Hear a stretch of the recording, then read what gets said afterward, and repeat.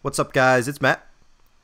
On today's edition of the TKW podcast, I chat with Kyle Maggio and TKW staff writer Tyler Marco about retiring Carmelo Anthony's number, which was a popular point of contention amongst all you guys on Twitter this week due to a piece we wrote. We also talk about the Knicks and Nets talking on Twitter, going at each other, talking about who's better, blah, blah, blah, whatever's going on with that. And then we talk about some other stuff. We talk about the Yankees. We talk about the Jets. We talk about everything going on in sports because, hey, it's the offseason, so let's have some fun with it. So without further ado, let's go. That's one small step for man, one giant leap for mankind. Columbia, this is... This is Houston, AOS, over.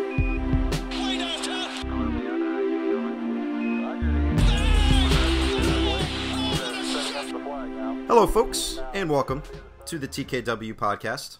I'm Matt Spendley, and I'm joined today by Kyle Maggio. What's going on, my friend?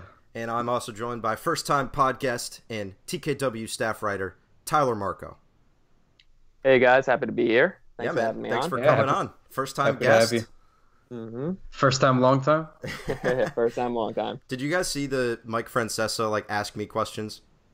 Did you see any of those? I didn't. I saw the video clip getting passed around on Twitter, but I never got around to actually opening. I was in tears.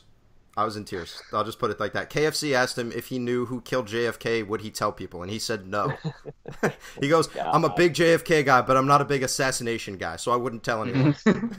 The man's a genius. Oh, he is, of course. The best finesse of the last 5 years.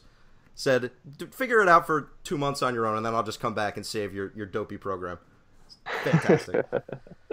All right, so we want to talk about what has become a hot button issue thanks to Tyler in part and our staff writer Kevin also, who wrote a great piece about whether or not Carmelo Anthony's number should be retired. We were getting mostly no's, which was interesting to see. I mean, I wasn't surprised by the responses, but there was a lot of vitriol behind it, which was a lot of haters. A lot, yes. Well, yeah, that's what got me more than no, because I'm actually pretty firmly in the camp of no, and it's not even any. And as my tirade on Twitter, everybody saw today, I went on to explain that, and it's actually not really much to do with Melo, more so just his tenure here. For me to get retired, for a team, you have to basically. My standards are, and I think that's what the old standards were, and still are for the most part. Is you have to have be a great player, a part of a pretty damn good tenure with the team.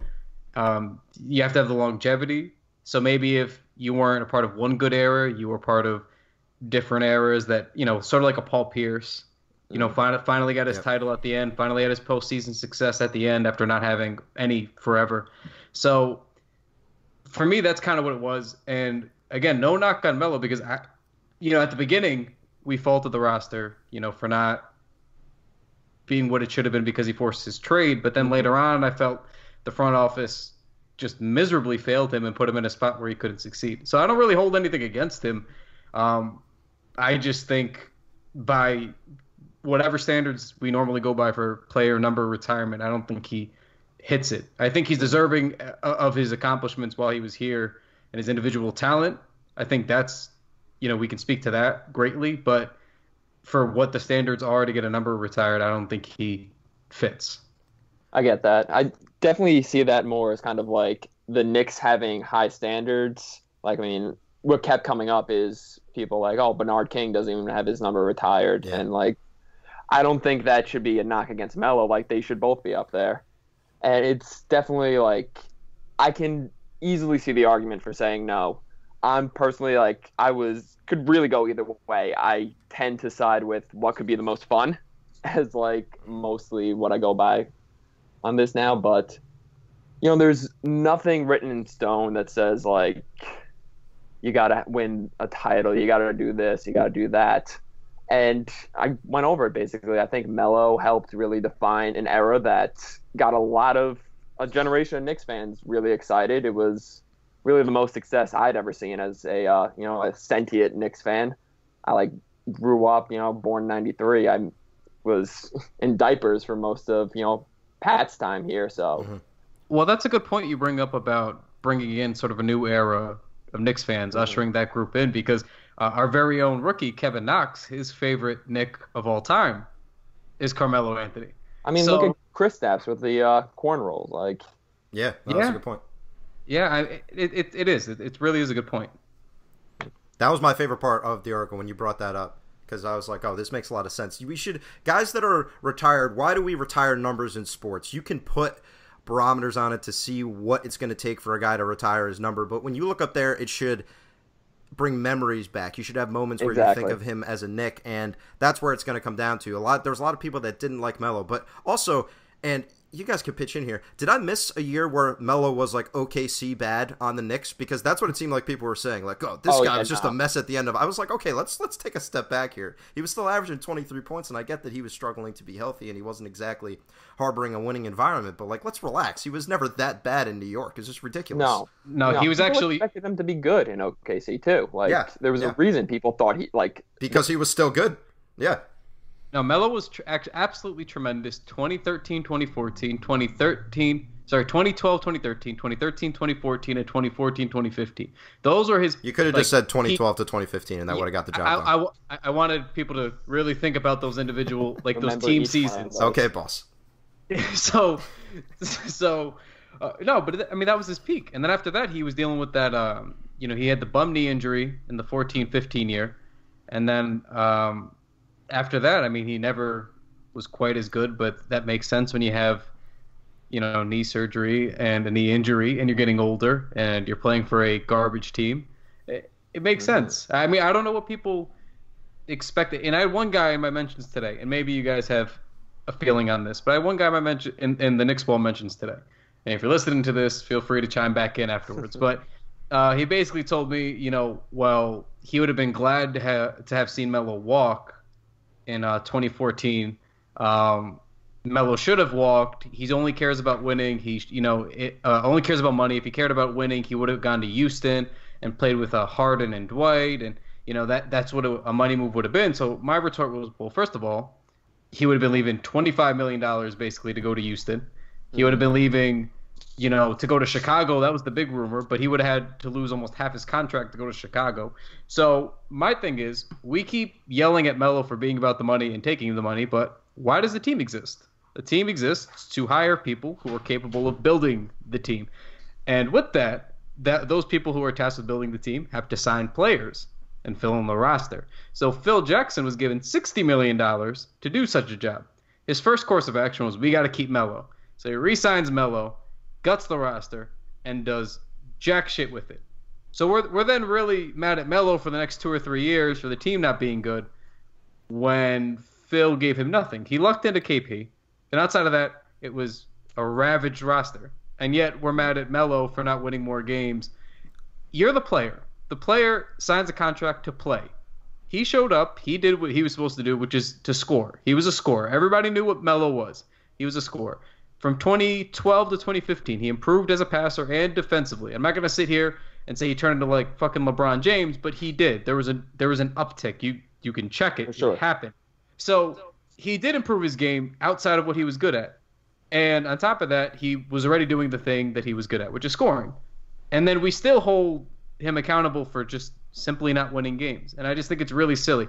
You got to blame the front office too. Like, I understand if you don't want to retire Melo's number, because I think that's fair and that's what I think is the right thing to do. But the hostility in the nose, like how angry people were at Melo just thinking about it. That's what bothered me. Oh yeah, definitely. I like I was saying, like, I can see either side of the argument, but just like vitriol for this dude who showed up to play for his quote unquote hometown team and like just showed out for seasons. He gave us some of the best basketball we'd seen. And I've really gotten to the point where I'm never going to blame a player for getting their money.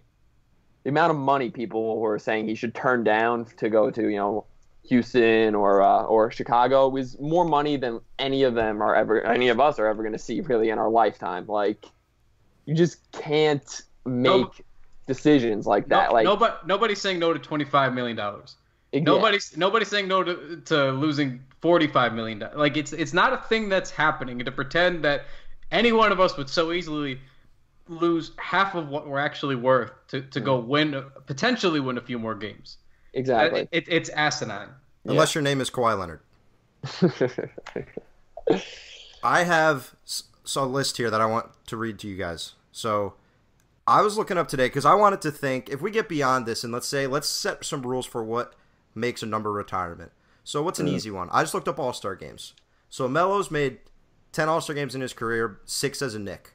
So I want to focus 6 out of 7 years, right? So he got traded. He made it every year because he was a replacement even his last year, I'm pretty sure. So he made the All-Star team in the West when he got traded here, so I didn't count that. So he's a 6-time All-Star as a Knick. So among players that have been 6-time All-Stars with one team, here it is. There's a list of 20, so I'm going to go through them really quick.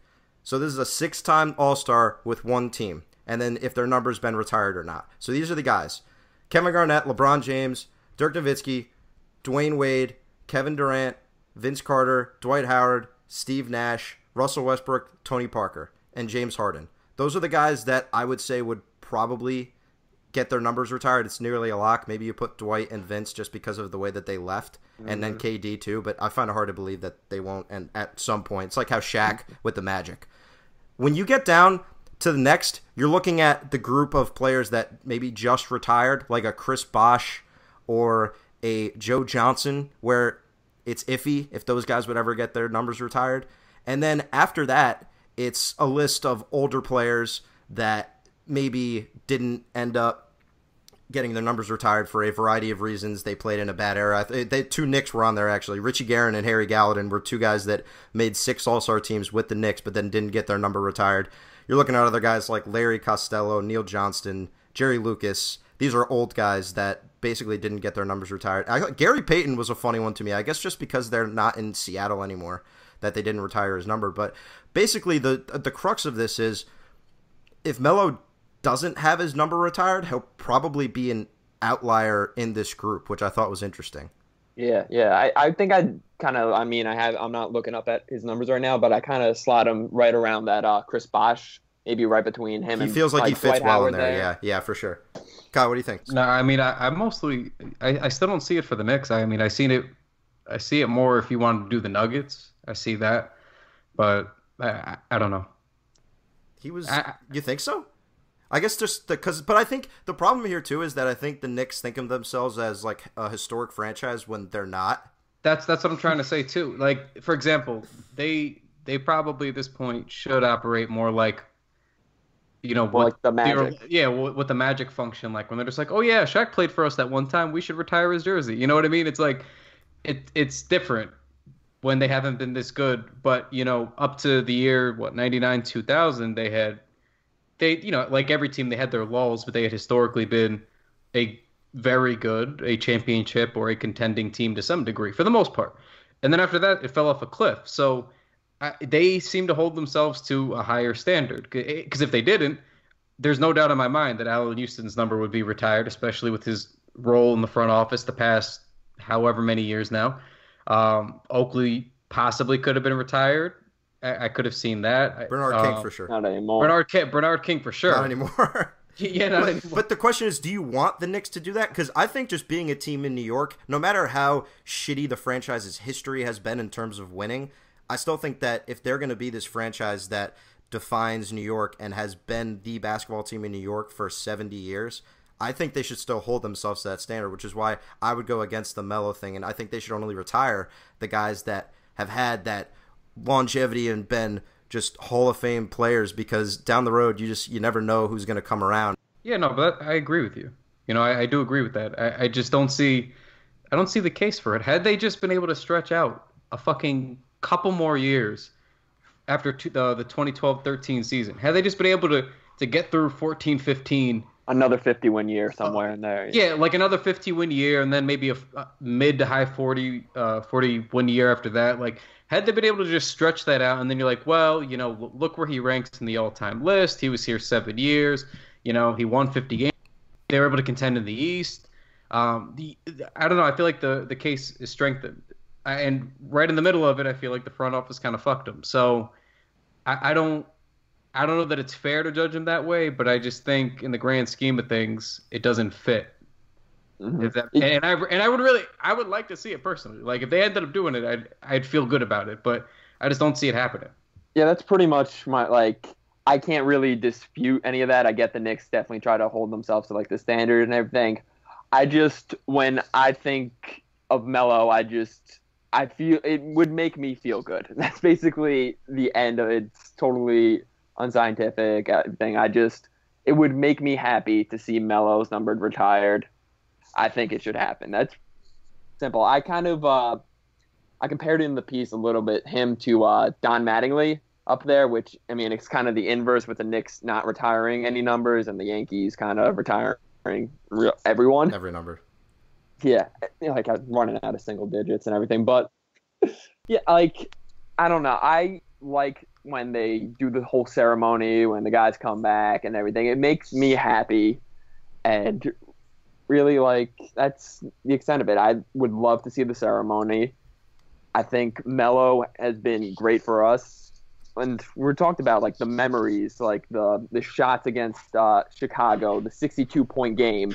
Like I just feel like it's almost like not erasing a portion of Knicks history, but it's not really acknowledging it in the way I think it should be by not putting him up there.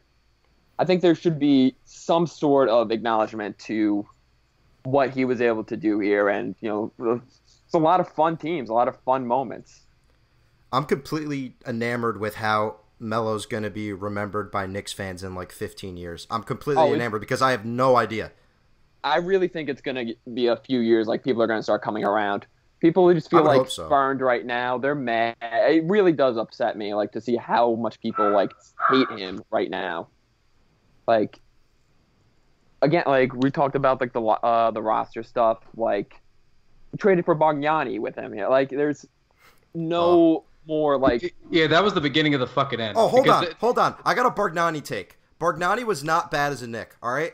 Everyone's going to turn off the podcast when they hear this. You look at his numbers and watch him play. He was not bad as a Knick. They just were so fucking stupid and thought that would fix an issue. But he was not bad as a Knick, especially when he came back. When he could play, like yes. A couple of follow-up questions. Okay, shoot. You're saying he was not bad. That's exactly what I just said. Was he good? No, he was not good. But he was. Was he? I'll tell you, Kyle. Was he passable, or was he simply not a train wreck? I'll tell you exactly what he was. He was Andrea Bargnani. They got exactly what they traded for. That is what I'm saying. Right. So the fact was he wasn't really passable. He was just. He was kind of just there. Like he was all right. Like there was no. I'm not gonna sit here and say he was a dumpster fire, but he was just like all right, and also being ill-fitting on that team. It was a terrible move. It was a terrible move. You know what the funniest thing? People thought Andrea Bargnani could shoot threes. That man could never shoot threes. You look at his percentages, he stunk from deep. Like I know people don't like when you oversimplify things, but sometimes the problem is exactly what you think it is, and people talk themselves into him being able to shoot threes because he was a European white guy. Yeah. That's it. That's it. Like sometimes that's the root of the problem. It's literally that simple. There's this perception, oh yeah, well he's a European big who can shoot. That's kind of his thing. Can he shoot threes? Of course he could shoot threes. Of fucking course he could shoot threes. We're gonna spread the fucking floor with Bargnani, and then it just didn't work. This guy looks like Linus Kleza. He has to be able to shoot threes. No. The thing is, you can't blame the players a lot of the times for what happened because, like for example, like Amari got offered $100 million deal to come here, pretty much fully guaranteed, as opposed to like broken. Yeah, like as opposed to in Phoenix, they were like, "Hey, we'll give you $70 million guaranteed. The rest, you gotta, stay healthy." And he's like, "Fuck that." New York offered me fully guaranteed. All of us would do that. Not a single one of us wouldn't do that, right? In a second. But then Amari got lambasted. Well, his contract, we're hamstrung. They should have amnestied him. I'm like, well, it is what it is. He took his contract. And then same thing with Tyson Chandler. And Tyson Chandler, I'm torn on when people talk about him because they say, "Oh, well, we should never have signed Tyson Chandler. We should have signed Chris Paul. That's the point guard that Carmelo needed." But then that always makes you laugh because then when Melo played the 4 that season in 2012-13, the reason he was so successful at the 4 is because Tyson Chandler was at the 5. So Melo did need to be optimized in his position, and he also had the perfect complement to him. So if Tyson isn't there and Chris Paul is, are we winning 50 games? I don't know about that. Maybe, maybe not. But defensively, it's a good what if. Yeah, Remember those it's a tip good out way- rebounds? Oh, love the tip out rebounds. Listen, man, Tyson was a hell of a player too. So I hate when people talk shit about Tyson. He kind of mailed it in the Defensive player season. of the year. Yeah, he kind of mailed it in after that a Yeah. little bit. I understand, but Wait, people for make the him seem like the slouch. I mean, it's also wasn't he talking about like there were definite like agency politics going on in the locker room and stuff too? Yep. Was that like I can easily see how it's like you just kind of start to check out then like That whole situation just devolved. It's funny to think about now. yeah. And it feels like a long time ago. It does. It feels like Oh a my lifetime. God. Like when Tyson Chandler was a Knick, like you watch him on the Suns and he doesn't play much anymore, but Oh my God, I forgot. He's just I've feels like spent that forever. whole time trying to remember where he is right now. And It's because he never plays. They would do him like they would just. I think he was one of those guys they just sent home like last year or 2 years ago. They're like, hey man, we're getting paid, but we don't want you to play. Just go home and sit at home like they do with like the Lakers do with Luol Deng and Mozgov. Players Union was loving that. All right, speaking of, I want to talk about this one other thing because there hasn't been a lot around the Knicks, but this was a big thing a couple of days ago thanks to a tweet from Spencer Dinwiddie. And our good friend Andrea Bergnani actually also played on this team, and I had to watch him play. You want to talk about a team he was bad on? The Brooklyn Nets is a team he was bad on, but that's neither here nor there. So Dinwiddie was basically talking shit about the Knicks, which here's my take on it, and then I'll let you guys go. Kyle, you can go first. Why are either of these teams talking shit? They both suck, and they've both sucked for 4 years now, and they've done nothing. Like, they are both franchises that no one is envious of. They're not in great position long term. I mean, the Knicks, sure, we have hopes that they can become something, and the Nets have done things completely differently thanks to the mistakes of a previous regime. But I like rivalries, and I think it'd be fun if the Knicks and Nets would be rivals. Like, I still love the game where J. Kidd hit the three, and he totally offensive foul because he stuck out his leg with Jerry Stackhouse. That game was awesome. And they've had some very brief moments of fun. But why are we doing this now? You're just trying to start something. I know Dinwiddie's like a talker, and I love Dinwiddie as a player, and I think he's a funny guy. But just like I just don't really care that much until either of them are good at the same time. To answer your question, buddy, it's because talking shit is fun and free. You don't have to be anybody of any stature to be able to talk shit. You can say whatever it is that you want to say, and somebody somewhere will probably enjoy it. And that's what it comes down to. So that's really about it. It doesn't matter. It doesn't matter if you're good or you're bad. People talk shit. Joel Embiid has been the Twitter king before he was even playing. He was sitting on his couch. Yeah, he's sitting on his couch rehabbing, and I put that in air quotes, while he was drinking Shirley Temples. That was the rumor. And he was just talking a copious amount of shit on Twitter while trying to bag Rihanna. You can do anything that you want, and somebody's going to enjoy it. It's entertainment at the end of the day. Like Enes Kanter, we know Enes Kanter, literally anything he does is rooted in him being a big kid just trying to have fun. That's all that he does. Everybody gets mad that he's a tryhard and that he's corny. He's a foreign kid who's come here to live his dream and play. Everything that he does, he's smiling or just going along with it or trying to play some charade. Everybody's talking shit, trying to have fun. That's it. Dinwiddie maybe should worry about his starting spot and not, averaging like 12 and 6, and then getting lauded as this phenomenal player. Maybe he should worry about actually producing a little bit more And shooting over 40% from the floor. Just little things. Little things. That would be good. Yeah, that would be good because I realized I learned last year he turned into one of NBA Twitter's darlings, and I'm like, I'm also happy he's, he has a bigger role and he's doing all right in it. But guys are making it seem like he was the second coming of like a Jeremy Lin. Like, look at this guy, a diamond in the rough. Look how good he's been playing. Comeback player of the year, most improved. And I was like, well, maybe we should fucking relax a little bit because he's averaging 12 and 6 and he's not shooting very well. So maybe let's just cool it because the Nets suck. I don't know. And he was also really good in college. It's not I think he went to Colorado. Like, he went to a college that was playing in the NCAA tournament, and he was pretty good. So it wasn't like this guy had never been heard of. But that's neither here nor there. Tyler, you have any hot takes on this Knicks-Nets thing? pretty much the only thing I can think of about this is I've never actually watched Mad Men, but I've seen the screen cap of the one where the dude's in the elevator with John Hamm and he's all I feel bad for you, I feel sorry for you, and John Hamm just comes back, I don't think about you at all. That's the only thing I thought. The Nets have been trying to push this for a while, the whole rivalry thing, and it's almost like the cute little brother, and I don't want to really belittle them too much because they have really turned it around since that just mess, and they've been doing the right things. And actually, here's something pretty cool: Kenny Atkinson, My 11th grade chemistry teacher is his brother. Really? Yeah, Michael Atkinson. That's awesome. So Was he a shout out good to him. teacher? No, not really. It was his last. We were his very last year before he was retiring, so he had totally like checked out. And again, something don't blame him at all. So by extension, Kenny Atkinson, shitty NBA head coach because his brother was a shitty teacher. It just makes sense.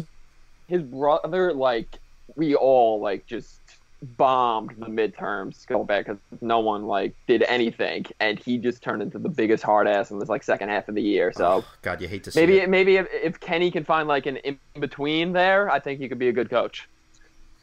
I loved Kenny Atkinson when he was on the Knicks too, because I think he did a lot of those interviews with Tina after. He did. And he was always the guy they'd peg for that. So after a while, I was like, I like this guy, and then he was with the Hawks. I'm happy for him, And we had a great piece on our website too about comparing the Knicks and the Nets head coaching situations. So check that out if you guys got a chance. Seamless plug. Thank you very much. No, I definitely I like him as a coach. I liked him as a hire. But again, like until the Nets can really just do something and not be this NBA Twitter darling team where it's like, oh, maybe they're actually going to turn around. Maybe just play low. I think it's entertaining, so I just don't. Do they have their picks back yet? Is it this year? Do they have a pick yet? Yes.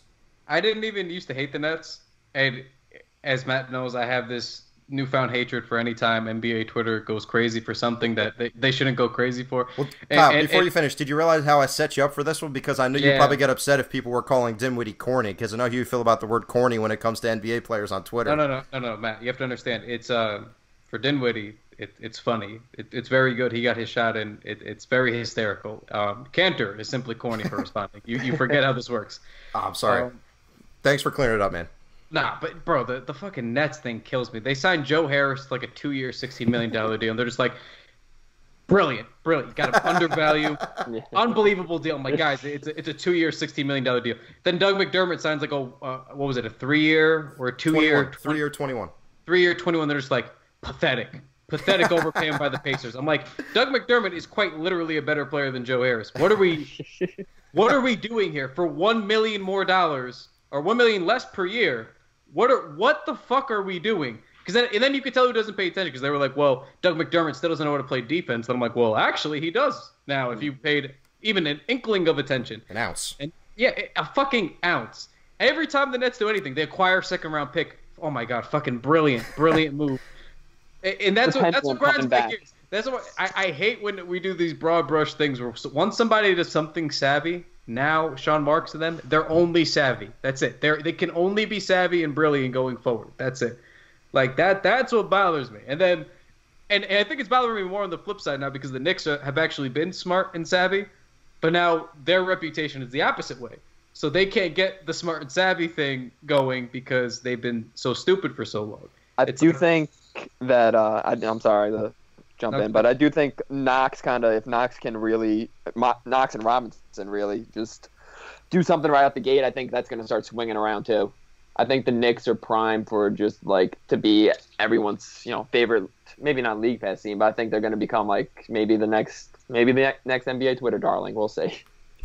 They could be a league pass team next year. Because if Knox is really good and KP came back healthy and they don't sign a big star, like they kind of just roll it over, then that's the kind of team you could see people pointing to. They'd have to have some progression from some players, but that's certainly within the realm of possibility. I wouldn't rule that out. Oh, yeah. Imagine people just Frank, KP, just Knox. People are going to be going crazy over the defense and switching. Yep.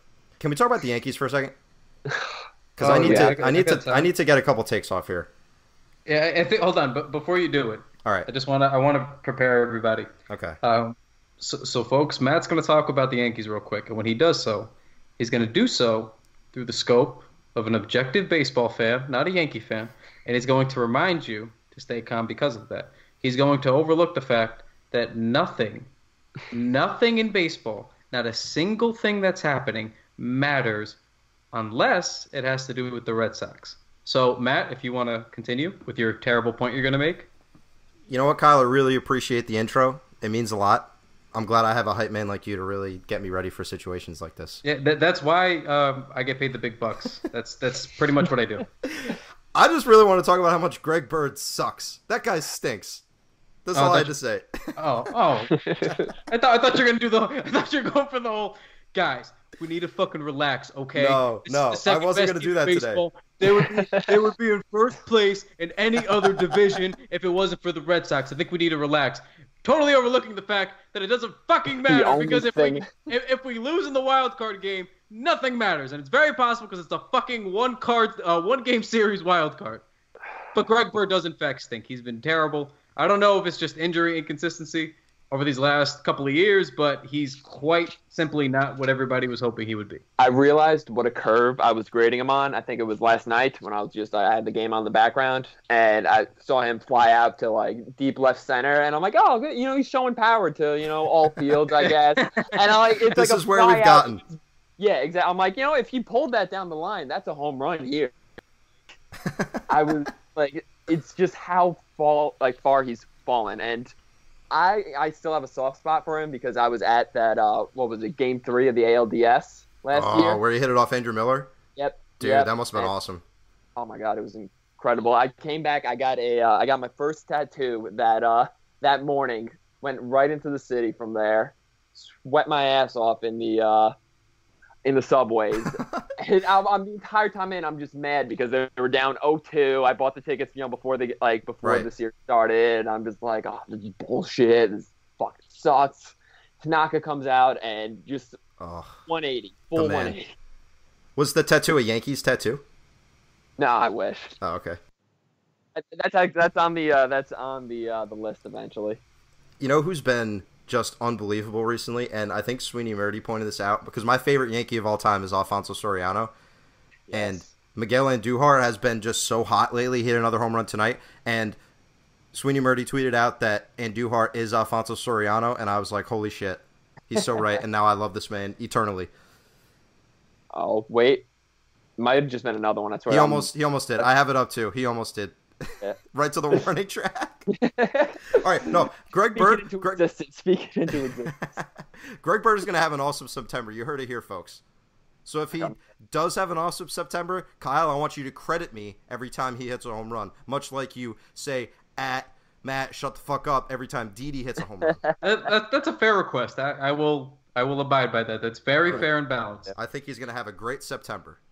Just a fantastic September. The Didi take is going to stick with me forever because here's what I think. If I'm going to have especially a conversation over Slack and we're just talking, I want to make sure I make my point clear. So oh boy, did you. I was a bit hyperbolic in my language when I spoke about Didi Gregorius, and it has come back to bite me in a big way. Because I don't know if I've said this explicitly on the pod before, but I said that Didi Gregorius was going to have a painfully bad season. This is what I said verbatim. And when I said that, I did not mean that I thought he was going to be shitty and just not a good player. I meant that by his standards and compared to last year, I did not think he was going to be as good. And I turned out to be very wrong. And the guys in our Slack baseball channel do not let me hear the end of it. And you know what? It's okay. It's funny. It always cracks me up every time I get the notification that just says Didi Dinger at Matt, and then it's just Kyle saying a bunch of profanity at me, and it's just fantastic. You want to know why we ramped it up, or I ramped it up and got more aggressive? Please. It's because the first month it was funny because it was right after the take came out and Didi was just fucking mashing. He hit like 10 home runs in 3 weeks, just fucking mashing, right? And then, friends, he got ice cold. And then in June, Matt starts parading around. I told you Didi was going to have a bad year. This is so right. I am vindicated. I did tell you he was going to have a bad year. And I was like, Matt, there's like 4 more months left in the season. He's just like, I did tell you. I don't know what you want me to do. And then he turned it right the fuck around. And that's why I was like, well, now I got to be really aggressive because here he is having a parade, tooting his own horn, signaling the victory. And Didi came in just like the Great White Knight and saved the day. So... And I love Didi, but like I said, my logic was sound. I have no problem with how I decided to come to that conclusion. It just didn't quite work out in my favor, and I haven't heard the end of it. So I'll have a crazy take for you next year. I'm just going to line up a few takes, and then you just pick out one that's inevitably wrong, and you can just fire them back at me. Okay. My recent one, which is getting me... I get it's funny that Jacoby Ellsbury is injured and that he stinks. He was good last year. People need to stop forgetting that he was a good player last year. He was like a 2-win player. He stole 20 bases, and he had like he wasn't that bad last year. And people just love shitting on him because he's injury prone and weak. And I agree with that. He's beyond injury prone. So like he is an injury. He is an injury. Like, Jacoby, like it's literally just the DL spot says like DL 60, Jacoby Ellsbury. It's reserved for him on the roster forever. Yeah. Who are we talking about? Let me refresh your memory. The guy that once hit 32 home runs for the Red Sox, and then I don't think he hit 17 with the Yankees and never hit more than 10 in another season. Had a wild career, let me tell you. Was never that good, but the Yankees just opened up the pocketbook. All right, before we get out of here, Kyle, I want to give you Tyler. Are you a football fan? Yeah. Jets, Giants. Yeah, Giants. Okay, I want to give Kyle a second to talk about Dick Hammer's son. Oh, Dick Hammer's boy, Sam Darnold. If you would talk about him for a little bit, because I want Jets fans to be happy with this. I wanted Sam Darnold very badly. I think I said this because we did a podcast like right after the NFL draft, and I think I made the comment that I think Barkley is going to be awesome, but I wanted Darnold. That's exactly where I'm at. Yeah. There's I wanted just a quarterback even. Yes, 100%. I don't want to make this a whole thing, but running back at 2, it's just stupid. I agree. Yeah. But there's a part of me that obviously wants Darnold to stink because it's the Jets, but I root for the Jets. I'm serious. I root for the Jets. I think it's funny when they're bad and people get off jokes, but I genuinely root for them, and I think it's fun when they're good. Like when they had Fitzy and Brandon Marshall and Eric Decker even recently, that was kind of fun. But Kyle, please, how much do you love this man, and what would you do for him short of killing someone? As you know, I've been fairly enamored with him. As you also know, I like to try to stay pretty level-headed and cautiously optimistic. You're a smart guy. Yeah, I mean, he looked razor sharp, like absolutely razor sharp in preseason week 1, and I worded it in such a way because it is preseason week 1, which is everybody's going half speed basically. Nobody's trying to blow their ACLs out this early. I understand the games don't count, but he looked really good, and him and Bridgewater looked very comparable. They were both razor sharp, and Teddy they just Roosevelt. Yeah, and they just did what they had to do, and they came out and it's sort of like when we talk about Knox with Summer League, right? I mean, does it mean a whole lot? Maybe, maybe not. Probably not in the grand scheme. But is it better than the alternative? Is it better than Christian Hackenberg, hitting reporters in practice? Yeah, it is nice. It is better than that, and it's also encouraging to hear things sort of leak. It's like the signs from it. I'm just trying to the big picture because he hasn't done anything yet, but it's like even out of training camp, you're hearing things like, oh, Teddy Bridgewater's on the trade market. What can the Jets get for him? Oh, Sam Darnold's taken X amount of reps with the first team. It's like they're slowly kind of dropping the hint like he's either got the starting job or he's going to, very seriously compete for it. So, again, I'm very cautiously optimistic. I don't want to get carried away, but he's done like all the things that you would hope he would do. I feel really good about it. And I've watched a lot of the tape. I don't like dropping brands on here anymore. As we know, there's no free ads, but I do like the Turn on the Jets site and what they do, and a lot of the film that they broke down and done for Sam Darnold. And I'm like eerily confident in what I'm seeing from him. So I feel good about it. I mean, hopefully he starts right away and we can kind of see what we have in him. But I do feel really like oddly good. Normally with the Jets and the Knicks, we're used to, and Mets fans, I'm sure you can sympathize. If you're Reed, you're a Mets, Jets, Knicks fan, which is just the worst combo, and I feel so sorry for those people. And Islanders. So yeah, I feel bad for them, but you feel like that doom is coming, and you just wait for it. And then, like, everything they do, like, you take Christian Hackenberg in the second round. You trade up to get Christian Hackenberg in the second round. You're like, oh, this feels icky. Like, you just know it's going to be bad. But this just felt like, well, yeah, if you got a guy like Sam Darnold, of course you pay that much to get him in the draft. Like, of course you do. Like, everything just kind of, like, for this time, it made sense. I was like, yeah, of course. If this is a once-in-a-lifetime QB, yeah. I mean, you give up those fucking third and fifth and seventh round, like, whatever it was. You just give that shit up. I feel good about it. Everybody should feel good about it, all right? Until he stinks from what he's shown and what the way people talk about him, smart people that I've deferred to for football, because that's not my thing. Everybody seems to like him. Not Jets fans. So please get on board with this shit. I'm speaking specifically to Mike Cortez of the Knicks wall, but please get on board with this. He's warming up already, though. He is. You can already see it in Slack. He's already saying, all right, he looks pretty good. Week 3 of the preseason will be really telling, I think. I genuinely hope he's really good, and I'm excited to watch him this year because I watch all the Jets games. Yeah, if he does well in week 2 and then he does really well in week 3, then I'll probably really start talking myself into it. Right now, it's in that summer league kind of phase for me, like we were with Kevin Knox. But if he starts performing, the next couple of weeks, and they give him a little bit more of a leash to play with, then I'm gonna go all the way in.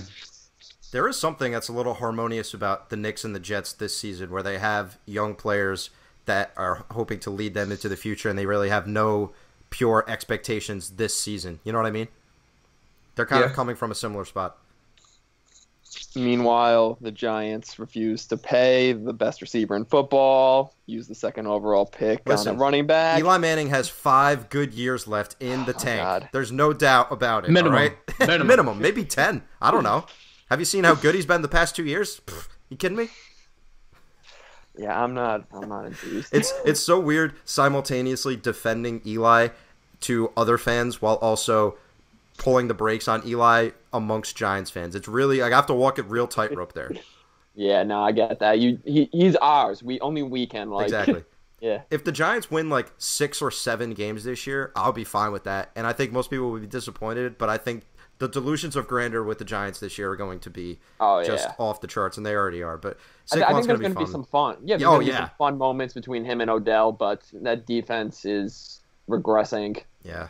Everyone's hurt already in the secondary and stuff. They're paying linebackers and stuff too much. It's something they've never done. Yeah, fine.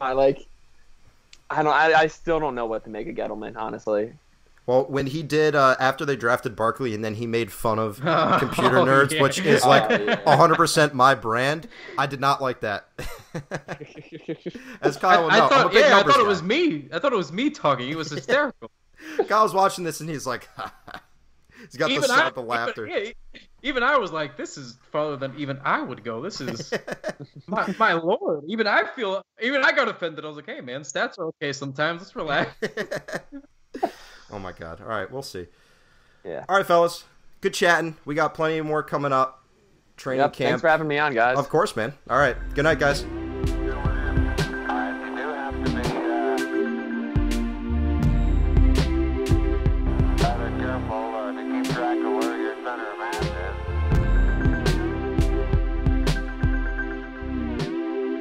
Underneath.